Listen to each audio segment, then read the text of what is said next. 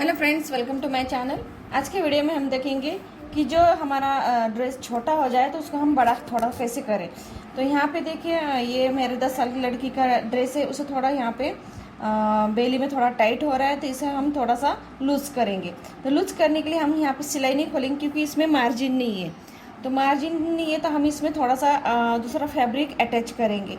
आप चाहे तो इसमें कॉन्ट्रास्ट में भी अटैच कर सकते हैं या फिर मैचिंग का भी फैब्रिक ले सकते हैं, या आपको जो भी फैब्रिक पसंद आए उसे अटैच करके इसके थोड़ा सा बड़ा कर सकते हैं। तो देखिए, मेरे पास ये लेस है, इस तरह की कॉटन लेस है, मैं इसे लगाऊंगी।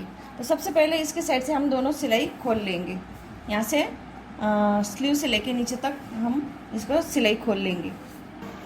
तो देखिए, मैंने इसकी सिलाई खोल ली है यहाँ से। अब यहाँ पे देखिए मेरे पास ये लेस है, तो लेस को मैं यहाँ से इस तरह से, जहाँ से ये मार्जिन है, मार्जिन के ऊपर मैं लेस को यहाँ पे इस तरह से रख के, ये देखिए इस तरह से नीचे तक पूरे बॉटम तक यहाँ पे इसे सिलाई लगाऊंगी। एक यहाँ से किनारे से पहले सिलाई लगाएंगे और पीछे से भी हम इसी तरह, पीछे के साइड से भी जहाँ पे हमने मार्जिन ओपन की थी, यहाँ से हम लेस को यहाँ सीधी साइड है लेस की, इसके ऊपर रखेंगे। इसके ऊपर रखने के बाद यहाँ से सीधी सिलाई लगाएंगे। तो देखिए, हमने जहाँ पे सिलाई खोली ये मार्जिन है, मार्जिन के ऊपर हम लेस को इस तरह से थोड़ा सा फोल्ड करेंगे ऊपर की ओर से, और यहाँ पे स्लीव के ऊपर रखेंगे और जहाँ से सिलाई मार्जिन की, वहाँ से हम इसको एक सिलाई लगाएंगे।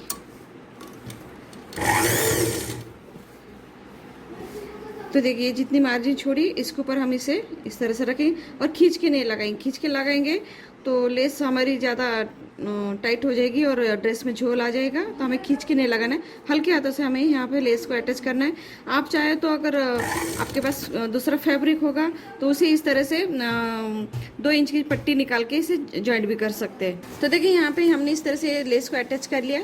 अब देखिए, अगर आपने फैब्रिक इसे अटैच किया तो इसको आपको लाइनिंग लगाने की ज़रूरत नहीं है। तो मेरे पास ये लाइनिंग है, क्योंकि ये लेस देखिए इस तरह से ट्रांसपेरेंट है, तो मैं इसमें यहाँ पे ये इस तरह से फैब्रिक अटैच कर लूँगी।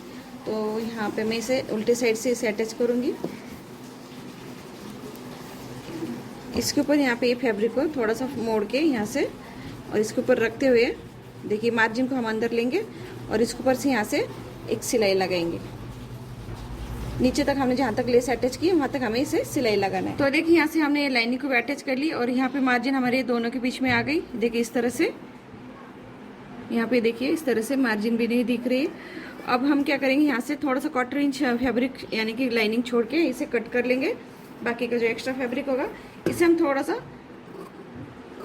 1/4 इंच छोड़ के इसे बाकी का कट कर लेंगे।